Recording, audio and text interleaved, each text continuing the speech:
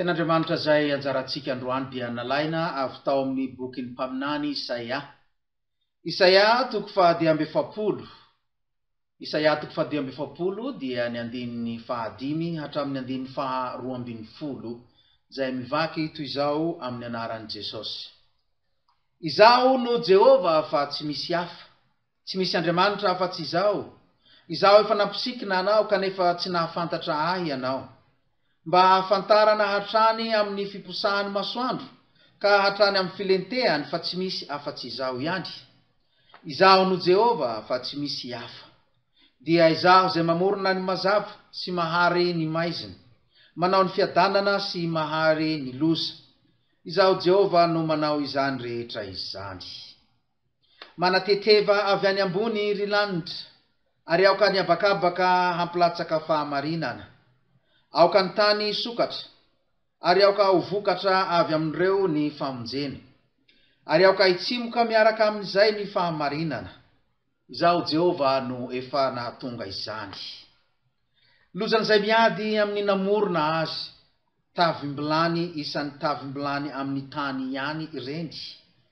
Ny tany manga va ilaza amin'ny mpanefy azy hoe inona no ataonao? Na ny asanao va hanao hoe tsy manatanana izy? Lozan'izay miteny amin'ny rainy hoe inona no aterakao, na amin'ny reniny hoe inona no aloaky ny kibonao?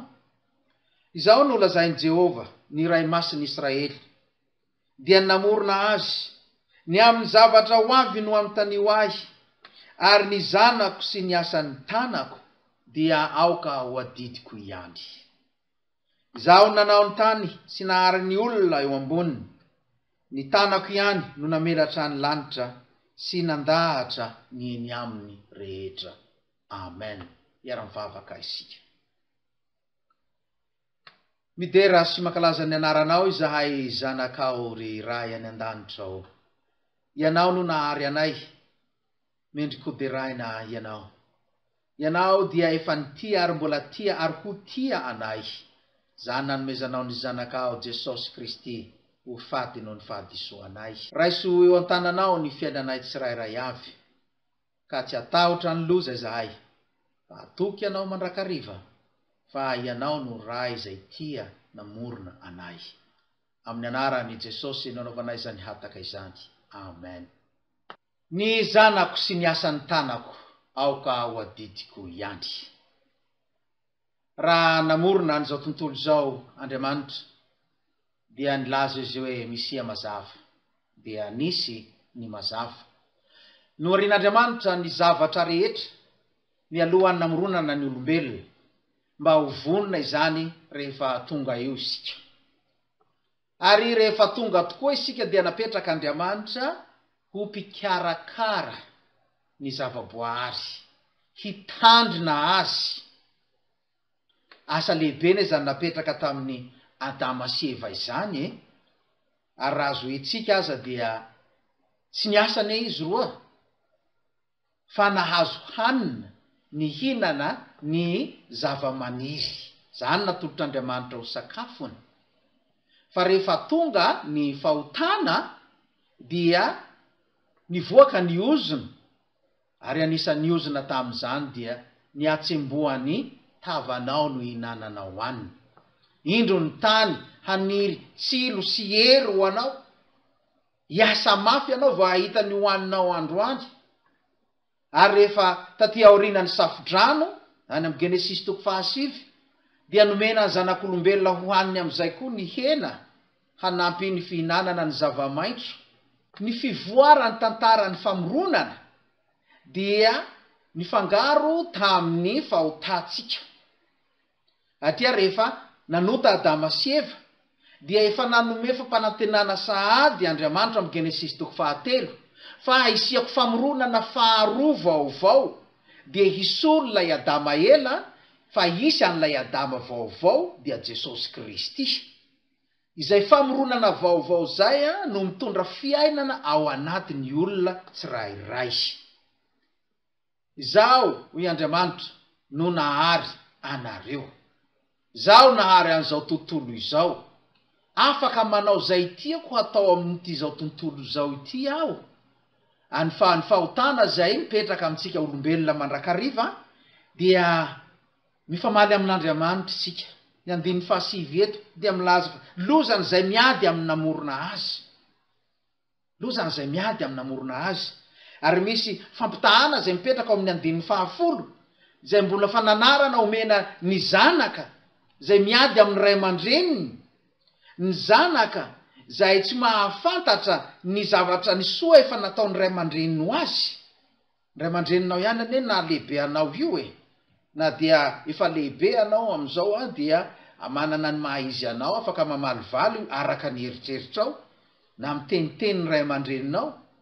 Fa ao amin'ny didy folo dia milaza marina tsara fa manaja ny rainao sy ny reninao.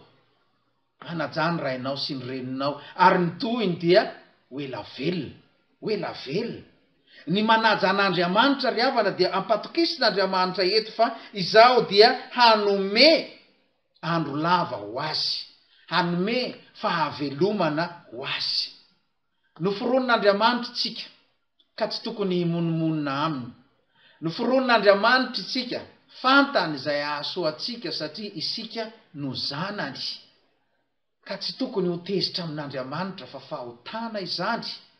Raha vao milaza hoe Andriamanitra nahoana nampisihana an'izao sy izao izahay dia monomonina amin'Andriamanitra izany. Indraindray tsika efa mitsara sahady tsy marin'Andriamanitra fa maninona ry zareo nahazo an'izao nefa izahay izay mivavaka isan'andro isan'andro tsy nahazo an'izao. Ao amin'ny Romanina 7:7-8 sy 10 ny apôstôly Paoly dia milaza tsara. Misy fahamarinana avy amin'Andriamanitra sanatria izany.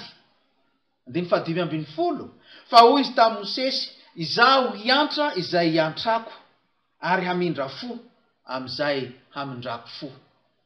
Amin'Andriamanitra ry havana ny fanapahana ny fiainantsika. Ny anjarantsika dia ny miankina aminy mandrakariva fa rariny sy hitsiny ny fitondran'Andriamanitra. Ary io ny tahotrao ry olona osafo. Satria Andriamanitra mahafantatra zay ahasoatsika. Ao amin'ny Romanina 7 ihany dia mbola mitohy raha vakitsika ny andininy 20 sy ny 120 zay milaza toy izao amin'ny anaran'i Jesosy. Fa iza moa ianao no mamaly an'Andriamanitra izay zavatra noforonina va hanao am'izay namorona azy hoe nahoana ianao nanao ahy toy izao. Indraindray ry havana atsika dia manao an'izany tokoa. Rehefa mijery olona anankiray dia mijery ny tarenao amin'ny fitaratra koa anao dia kivy ratsy. Fahotana ane zany rehefa noharian'Andriamanitra ianao dia nohariany ho tsara. Fa ny mason'ny olona no mampisy ny soa sy ny tsara. Fitsarany olombelona zany. Fa Andriamanitra mijery ny ao anatin'ny fonao. Ary rehefa namboarin'Andriamanitra ianao dia nataony mitovy aminy. Aza manome tsiny an'Andriamanitra. Aza manome tsiny an'Andriamanitra hoe naninona aho niteraka teto dia nitombo teto dia lehibe teto dia ho faty eto. Manana fikasana lavitra tsara no zany eritreretinao zany Andriamanitra. Indraindray anao mety ilaza hoe naninona ny fianakaviany reto olona reto fa tsy fianakaviany anina ry. Fahotana ane zany so ihany fa tsisy manao an'izany isika. Fa faly am'izay fanomen'Andriamanitra atsika. Nandiny 120 dia milaza hoe ny mpanefy vilany va tsy manam-pahefana amin'ny tany manga ka ny vongany ray ihany nanaovany zavatra samy hafa. Ny ray ho ajaina ary ny ray hatao tsinontsiny. Samy zanak'Andriamanitra daholo isika araka izay naharian'Andriamanitra atsika.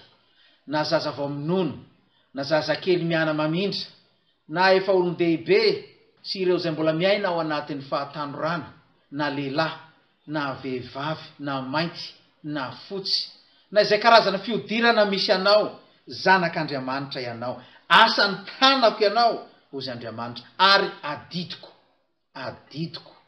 manana anjara aminao aho. Zaho Jehova nahary ny olona, marina ny fitondrako anareo. Matoky ahy, miantehira amiko fa tsy hanary anao aho. Tsy misy Andriamanitra hafa afa-tsy izaho. Aza miantehitra amin'ny herin'ny odina ny sampy ry havana. aza miatehitra aman'olona fa ny olona mety mandao fa Jesosy tsy mba mandao. Tano izy, ifikiro izy isan'andro fa tsy handao anao izy andatsaka ny fahamarinany avy any an-danitra, izy apakatra ny famonjeny avy tety an-tany. Izany no anarona atsika mandrakariva satria izy no namorona atsika. Patsahivon'Andriamanitra isika fa noariny, noforoniny ary tiany hifantoka aminy. Loza ho an'izay miatehitra amin'izay Andriamanitra hafa, loza an'izay matoky vola, loza an'izay matoky olona, fa ny fatokisana n'Andriamanitra irery ihany, ny fiateherana amin'i Jesosy Kristy irery ihany, izany mahafonjy anao. Amen.